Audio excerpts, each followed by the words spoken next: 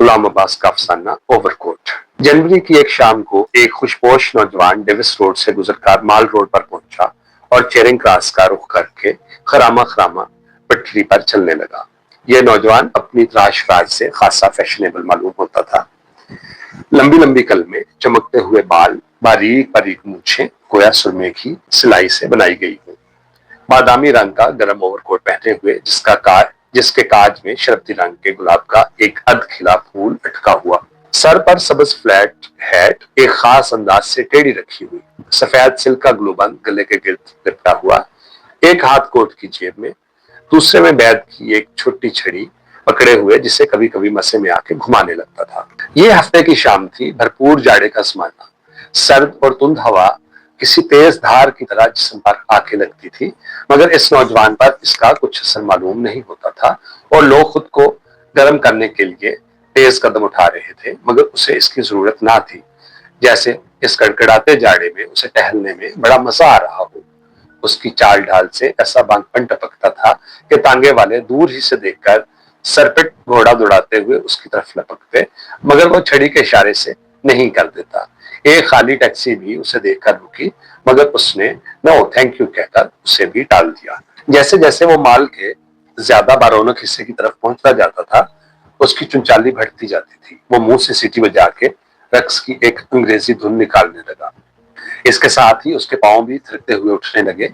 एक दफा जब आसपास कोई नहीं था तो यकबार की कुछ ऐसा जोश आया कि उसने दौड़कर झूठ मूठ बॉल देने की कोशिश की, गोया क्रिकेट का खेल हो रहा हो। रास्ते में वो सड़क आई जो लारस गार्डन की तरफ जाती थी, मगर इस वक्त शाम के धुंधले और सख्त कोहरे में इस बाग में कुछ ऐसी उदासी बरस रही थी कि उसने उधर का रुख ना किया और सीधा चेरिंग क्रॉस की तरफ चलता रहा। मलका के बुत के करीब पहुंचकर उसकी हरकत और सकनात में किसी कदर मतानत आ गई। उसने अपना रुमाल निकाला, जिसे जेब में रखने की बजाय उसने कोट की बाईं आस्तीन में उस रखा था, और हल्के हल्के चेहरे पर फेरा ताकि कुछ गर्द जम गई हो तो उतर जाए। पास घास के टुकड़े पर कुछ अंग्रेज बच्चे बड़ी सी गेंद से खेल रहे थे। वो रुक गया और बड़ी दिलचस्पी से उनका खेल देखने लगा। बच्चे कुछ देर तक तो उसकी परवाह किए बगैर खेल में मसरूफ रहे, मगर जब वो बराबर तक ही चला गया तो वो रफ्ता रफ्ता शर्माने से लगे और फिर अचानक गेंद संभाल कर हंसते हुए एक दूसरे के पीछे भागते हुए घास के उस टुकड़े ही से चले गए। नौजवान की नजर सीमेंट की एक खाली बेंच पर पड़ी और वो उस पर आके बैठ गया। उस वक्त शाम के अंधेरे के साथ साथ सर्दी और भी बढ़ती जा रही थी। उसकी ये शिद्दत नाखुशगवार ना थी, बल्कि लज्जत पस्ती की तरगीब देती थी। शहर के ऐश पसंद तबके का तो कहना ही क्या, वो तो इस सर्दी में ज्यादा ही खुल खेलता है। तन्हाई में बसर करने वाले भी इस सर्दी से बरगलाए जाते हैं और वो अपने अपने कोनों खुदरों से निकलकर महफिलों और मजमों में जाने की सोचने लगते हैं ताकि जिस्मों का कुर्ब हासिल हो। हसूल लज्जत की यही जुस्तजू लोगों को मॉल पर खींच लाई थी और वो हस्बे तौफीक रेस्तुरानों, कॉफी हाउसों, रक्सगाहों, सिनेमाओं और तफरीह के दूसरे मुकामों पर महसूस हो रहे थे। मॉल रोड पर मोटरों, टांगों और बाइसाइकिलों का तांता बंधा हुआ था। पटरी पर चलने वालों की भी कसरत थी। अलावा अजी सड़क की दोरोया दुकानों में खरीदो फरोख्त का बाजार भी गर्म था। जिन कम नसीबों को ना तफरीह तबा की इस्तात थी ना खरीदो फरोख्त की, वो दूर ही से खड़े खड़े इन तफरीह गाहों और दुकानों की रंगारंग रोशनियों से जी बहला रहे थे। नौजवान सीमेंट की बेंच पर बैठा अपने सामने से गुजरते हुए जनो मर्द को गौर से देख रहा था। उसकी नजर उनके चेहरों से कहीं ज्यादा उनके लिबास पर पड़ती थी। उनमें हर वजह और हर कमाश के लोग थे। बड़े बड़े ताजर, सरकारी अफसर, लीडर, फनकार, कॉलेजों के तलबा और तालिबात, नर्सें, अखबारों के नुमाइंदे, दफ्तरों के बाबू। ज्यादातर लोग ओवरकोट पहने हुए थे। हर किस्म के ओवरकोट, काटली के बेशकीमत ओवरकोट से लेकर खाली पट्टी के पुराने फौजी ओवरकोट तक, जिसे नीलाम में खरीदा गया था। नौजवान का अपना ओवरकोट था तो खासा पुराना, मगर उसका कपड़ा खूब बढ़िया था। फिर वो सिला हुआ भी किसी माहिर दर्जी का था। उसको देखने से मालूम होता था कि उसकी बहुत देखभाल की जाती है। कॉलर खूब जमा हुआ था, बाहों की क्रीज बड़ी नुमाया, सलवट के ही नाम को नहीं, बटन सींग के बड़े बड़े चमकते हुए। नौजवान इसमें बहुत मगन मालूम होता था। एक लड़का पान, बीड़ी, सिगरेट का संदूकचा गले में डाले सामने से गुजरा। नौजवान ने आवाज दी, पान वाला? जनाब, 10 का चेंज है तो नहीं ला दूंगा। क्या लेंगे आप? नोट लेकर भागे तो? अजी वाह, कोई चोर उचक्का हूं जो भाग जाऊंगा? एतबार ना हो तो मेरे साथ चलिए। लेंगे क्या आप? नहीं नहीं, हम खुद चेंज लाएगा। लो ये कन्नी निकल आई, एक सिगरेट दे दो और चले जाओ। लड़के के जाने के बाद मजे मजे सिगरेट की कश लगाने लगा। वो वैसे ही बहुत खुश नजर आता था। सिगरेट के धुएं ने उस पर सुरूर की कैफियत तारी कर दी। एक छोटी सी सफेद रंग बिल्ली सर्दी में ठिठरी हुई बेंच के नीचे उसके कदमों में आकर मियाऊं मियाऊं करने लगी। उसने पिचकारा तो उछलकर बेंच पर आ चढ़ी। उसने प्यार से उसकी पीठ पर हाथ फेरा और कहा, पुअर लिटिल साउल। उसके बाद वो बेंच से उठ खड़ा हुआ और सड़क को पार करके उसकी तरफ चला जिधर सिनेमा की रंग बिरंगी रोशनियां झिलमिला रही थी। तमाशा शुरू हो चुका था। बरामदे में भीड़ ना थी, सिर्फ चंद लोग थे जो आने वाली फिल्मों की तस्वीरों का जायजा ले रहे थे। ये तस्वीरें छोटे बड़े कई बोर्डों पर चिपका थी। उनमें कहानी के चीदा चीदा मनाजर दिखाए गए थे। 3 नौजवान एंग्लो इंडियन लड़कियां इन तस्वीरों को ज़ौक़ शौक से देख रही थी।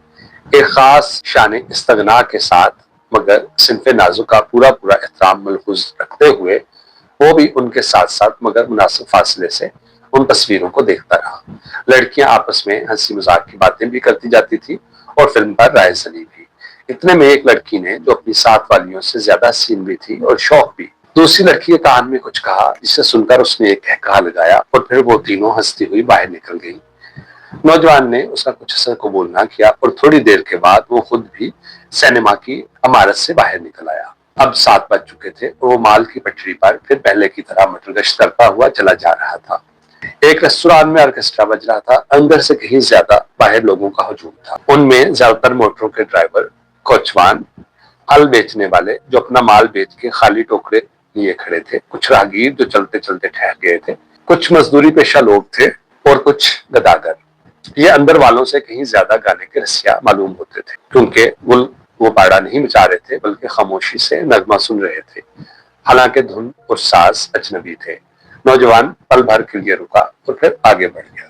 थोड़ी दूर चल के उसे अंग्रेजी मौसीकी की एक बड़ी सी दुकान नजर आई और वो बिला तकल्लुफ अंदर चला गया। हर तरफ शीशे की अलमारियों में तरह तरह के अंग्रेजी साज रखे हुए थे। एक लंबी मेज पर मगरबी मौसीकी की 2 वर्ग की किताबें जुनी थी। ये नए चलंतर गाने थे, सरे वर्ग, खूबसूरत, रंगदार मगर धुने घटिया। एक छिछलती हुई नजर उन पर डाली, फिर वहां से हट आया और साजों की तरफ मुतवज्जे हो गया। एक हस्पानवी गिटार पर जो खोंटी से टंगी हुई थी, नाकेदाना नजर डाली और उसके साथ कीमत का जो टिकट लटक रहा था उसे पढ़ा। उससे जरा हटकर एक बड़ा जर्मन पियानो रखा हुआ था।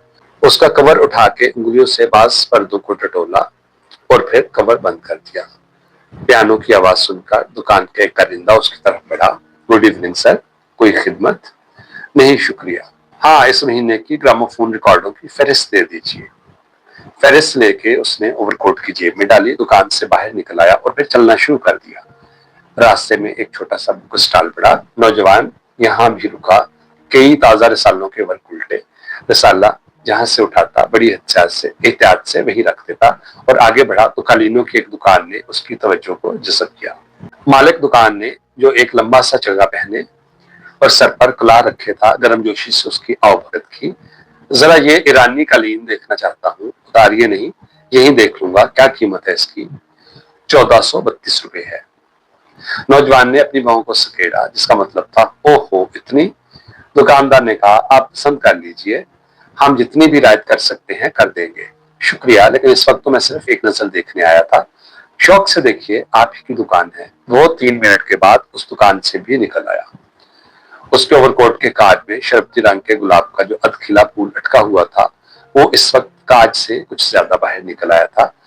जब वो उसको ठीक कर रहा था तो उसके होंठों पर एक खफीफ और पुरस्कार मुस्कुराहट नमूदार हुई और उसने फिर अपनी मटरगश्त शुरू कर दी। अब वो हाई कोर्ट की इमारतों के सामने से गुजर रहा था। इतना कुछ चल लेने के बाद उसकी फितरी चुनचाली में कुछ फर्क नहीं आया। ना थकान महसूस हुई थी, ना उकताहट। यहाँ पटरी पर चलने वालों की टोलियां कुछ छट सी गई थी और उनमें काफी फसल रहने लगा था। उसने अपनी बैत की छड़ी को एक उंगली पर घुमाने की कोशिश की, मगर कामयाबी ना हुई और छड़ी जमीन पर गिर पड़ी। बहुत सॉरी कहकर जमीन पर झुका और छड़ी को उठा लिया। इस इसना में एक नौजवान जोड़ा जो उसके पीछे पीछे चला रहा था, उसके पास से गुजरकर आगे निकल आया। लड़का दराज कामत था और स्याह कॉर्डराई की पतलून और जिप वाली चमड़े की जैकेट पहने था, और लड़की सफेद साटन की घेरदार शलवार और सब्ज रंग का कोट। वो भारी भर कम सी थी। उसके बालों में एक लंबा सा स्याह टिपला गुंदा हुआ था जो उसके कमर से भी नीचे था। लड़की के चलने से उस टिपले का फंदना उछलता कूदता पैर दर पैर उसके फरबा जिस्म से टकराता था। नौजवान के लिए जो अब उनके पीछे पीछे आ रहा था, ये नजारा खासा जाज़बे नजर था।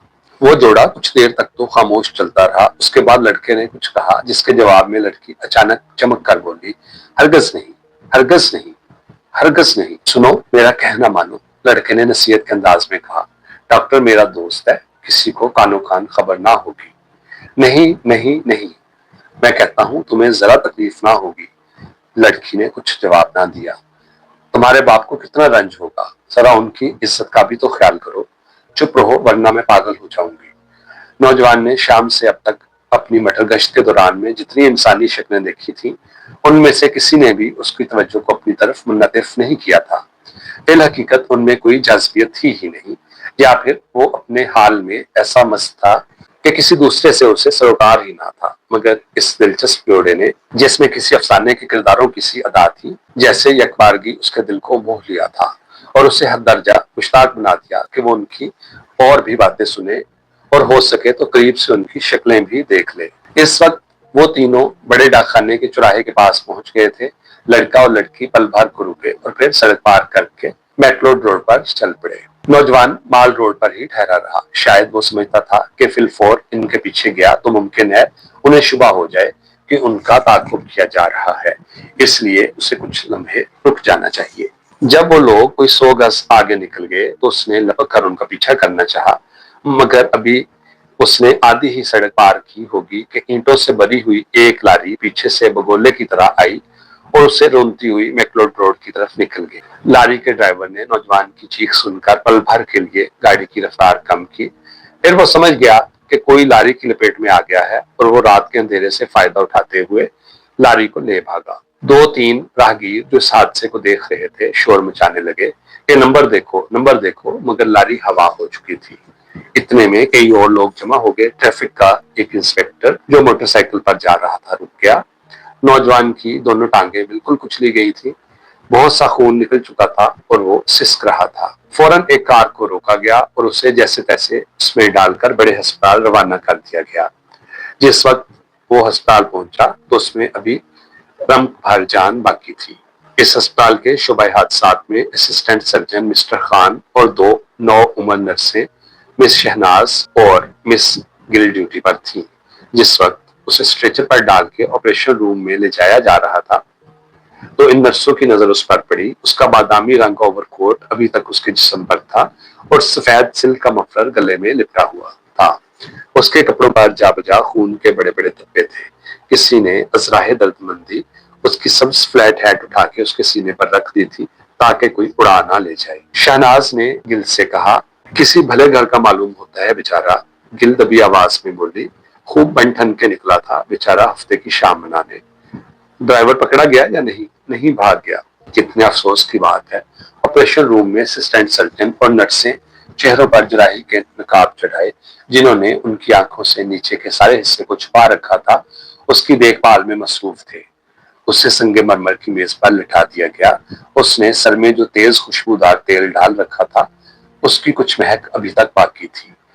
पट्टियां अभी तक जमी हुई थी। हादसे से उसकी दोनों टांगें तो टूट चुकी थी, मगर सर की मांग नहीं बिगड़ने पाई थी। अब उसके कपड़े उतारे जा रहे थे। सबसे पहले सफेद सिल्क ग्लोबंद उसके गले से उतारा गया।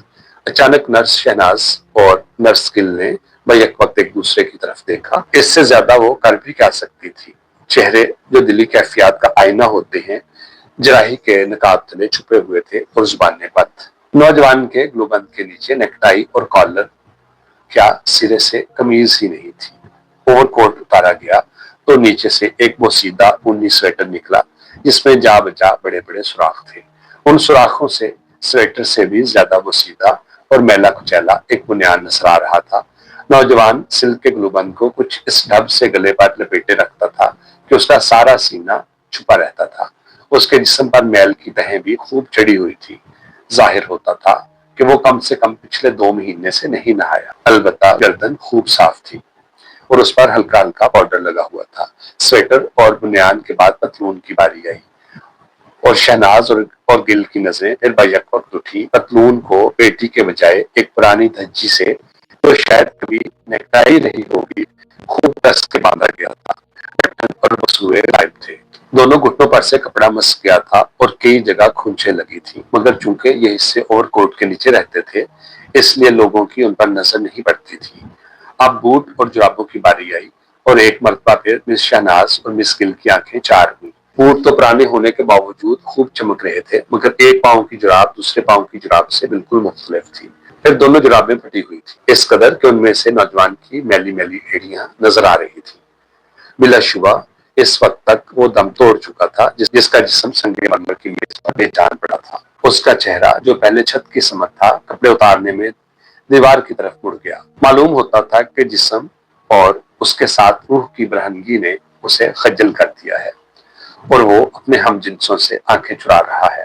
اس کے اوور کوٹ کی مختلف جیبوں سے جو چیزیں برآمد ہوئی وہ یہ تھی: ایک چھوٹی سی سیاہ کنگھی، ایک رومال، 6.5 آنے، ایک بجھا ہوا آدھا سگریٹ، ایک چھوٹی سی ڈائری جس میں نام اور پتے لکھے تھے، نئے گراموفون ریکارڈوں کی ایک ماہانہ فہرست اور کچھ اشتہار جو مٹر گشت کے دوران اشتہار بانٹنے والوں نے اس کے ہاتھ میں تھما دیے تھے اور اس نے انہیں اوور کوٹ کی جیب میں ڈال دیا تھا۔ افسوس کہ اس کی بیعت کی چھڑی جو حادثے کے دوران کہیں کھو گئی تھی اس فہرست میں شامل نہ تھی۔